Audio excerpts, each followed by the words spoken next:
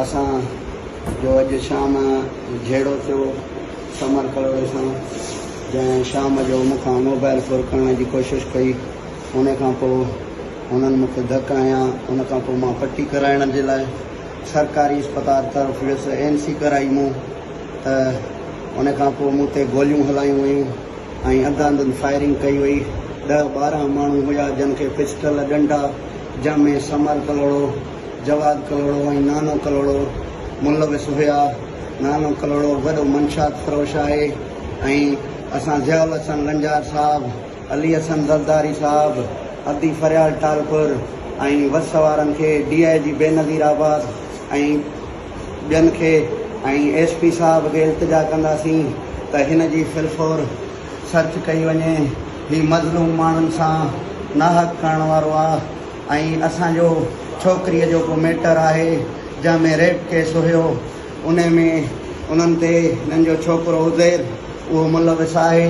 उन छोकिरीअ सां गनाह कई वई आहे। असांखे झलियो वियो त हिन जे विच में न अचो। उन खां पोइ हिननि असां ते जेको सो झेड़ो कंदा रहिया। 2-3 चकर रस्तनि में रोकणु, हिरासा करणु ऐं केसनि तां हथु खणण लाइ चयो वियो। अॼु गोलियूं हईंदनि, मूंखे हथ में गोली लॻल आहे, मथे खां क्रॉस थियल आहे, धक लॻल आहिनि ऐं मुंहिंजी जेका बि तबियत आहे तमामु ख़राबु आहे। कुझु बि थियो ऐं मुंहिंजे भाइरनि खे कुझु बि थियो उहे बि धकी आहिनि त उनजो नानो कलोड़ो ऐं जवाद कलोड़ो, हारून कलोड़ो ऐं समर कलोड़ो मुख्य जवाबदार जेको आहे, जंहिं स्टेट फायर हयां असांखे सिविल हॉस्पिटल वटि गोलियूं हथनि में हयूं ऐं सिधियूं मुंहिंजे फायर कया, जंहिंमें मूं हथु ॾिनो आहे, मूंखे गोलियूं हथनि में लॻियूं न। इन्हनि जी फिलफोर जांच कई वञे, असां सां इंसाफ़ कयो वञे ऐं जेको सो हिननि खे गिरफ़्तार करायो वञे, हिननि खे हथीको कयो वञे। हींअर मुंहिंजे घर ते, मुंहिंजे मासूम बचड़नि ते फायरिंग करे रहिया आहिनि, हला करे रहिया आहिनि त तव्हांखे मारींदासीं। ऐं हींअर असां 4 बजे राति जो जेको सो दरबदर आहियूं कि मुंहिंजा बचड़ा हिरासमेंट में आहिनि, मुंहिंजा भाइर धकीन। हिननि जेको कयो आहे उहो तमामु ॾुखियो आहे। पाड़े लाइ ही नासूर बणियल आहे। नानो कलोड़ो हिकु वॾी अलामत बणियल आहे पाड़े में। अदा ही मुंहिंजो भाउ आहे जंहिंखे मां पुछा कई बा चयो मुंहिंजे भाउ सां जहिड़ो थियो। मां खड़े वारदात ते पहुतुसि।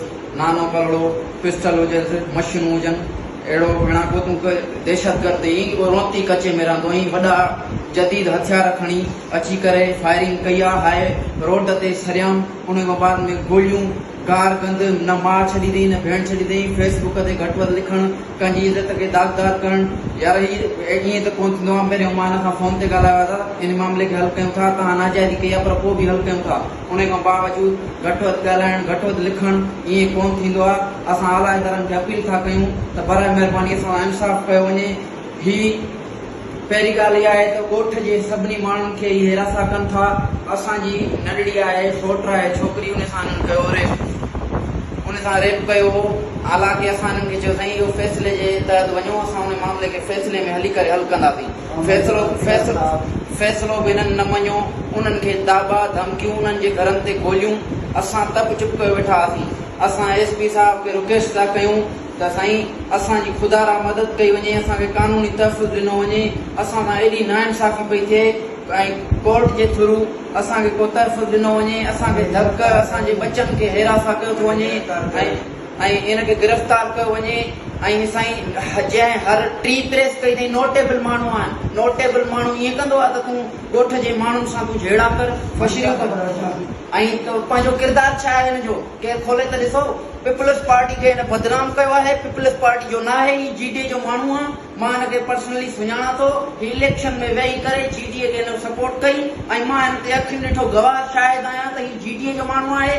ज़िया साहब जा ग़लति नाला वठी करे ऐं चए थो त ज़िया साहब जो काज़िम छा। साईं इहे सुठा माण्हू आहिनि, बहितरीन माण्हू आहिनि, पार्टी जा मेन मुख्य माण्हू आहिनि जंहिंजा ही नाला इस्तेमालु करे ऐं घटि वधि उन जेको आहे सो ग़लति कमु थो करे।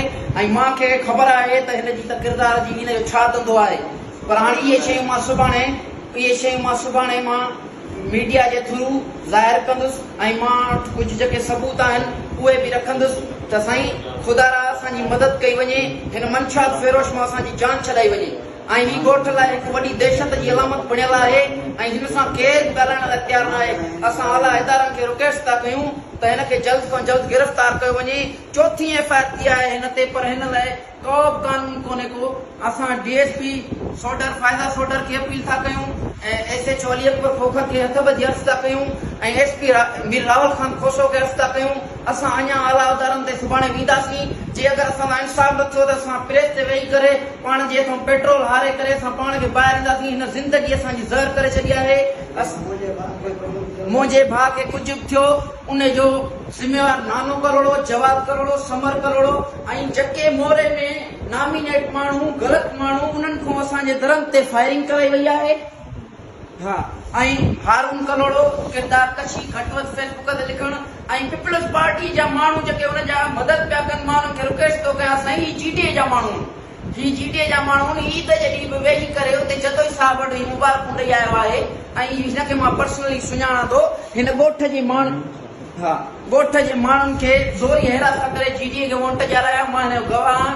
ही मंशात फिरोश आहे ऐं असांखे वॾो ख़तरो आहे ऐं असां अलाए तव्हांखे चऊं था त अहिड़ो एक्शन फरियाल तालपुर साहिबा तव्हांखे अर्ज़ु था कयूं त अहिड़ी मंशात जे पोइ बाहि भरे पई पोइ बि नानो करोड़ो मंशात हलाए पियो छो? असां रिक्वेस्ट था कयूं। मां ॻाल्हाईंदुसि त भाउ हींअर मसइलो ई थियो, समर कलोड़े कयो आहे ऐं पंहिंजे कम तां आयुसि पे अची ही भाउ आहे मुंहिंजो जंहिंखे सरकारी हॉस्पिटल वटि हिननि गोलियूं हयूं आहिनि। 15 खां 16 ॼणा हुआ जेको बाक़ाइदे फायरिंग कई आहे। उन विच में मां आयुसि, मूंसां 8-10 ॼणा विड़िया आहिनि। नानो करोड़ो ख़ुदि पाण लतूं हेॾां होॾां। उन खां अलावा असांखे चवनि पिया त भाउ असांखे केरु बि कुझु कोन थो करे सघे, न को असांखे पुलिस कुझु कंदी, न को केरु असांखे कंदो। सिधियूं सरियाम गोलियूं। उन ते सॼो दर्श रोड शायदि सरकारी हॉस्पिटल जे साम्हूं हिननि कयो आहे। असांजे भाउ धकी आहे। हींअर असां नवाब शाह रेफर कयूं था। अगरि जे हिनखे कुझु बि थियो त असां हिननि सां घटि न कंदासीं। ऐं हिन जा मुख्य जवाबदार धके बि आहिनि, समर कलोड़ो, हारून कलोड़ो, नानो कलोड़ो आहे। मसइलो इहो ई आहे त हिननि रेब कयो आहे। इन जे करे असांखे धमकियूं था ॾियनि त भाऊ तव्हांजा माइट तव्हां विच में न अचो। असां वरी बि न पिया आयासीं, पर हुननि सां 3 दफ़ा फ़ैसिला रखे हुननि खे वरी घरनि ते धमकियूं। अॼु अहमद नवाज़ साहब खे रिक्वेस्ट आहे त असां महिरबानी करे इंसाफ़ कयो वञे, न त हिन खां सुभाणे असां प्रेस क्लब कंदासीं, DIG ऑफिस वेंदासीं, न त सुभाणे असां IG ऑफिस वेंदासीं। ऐं महिरबानी करे असां इंसाफ़ कयो वञे। मोरो थाणे ते बि अपील था कयूं असां इंसाफ़ करे।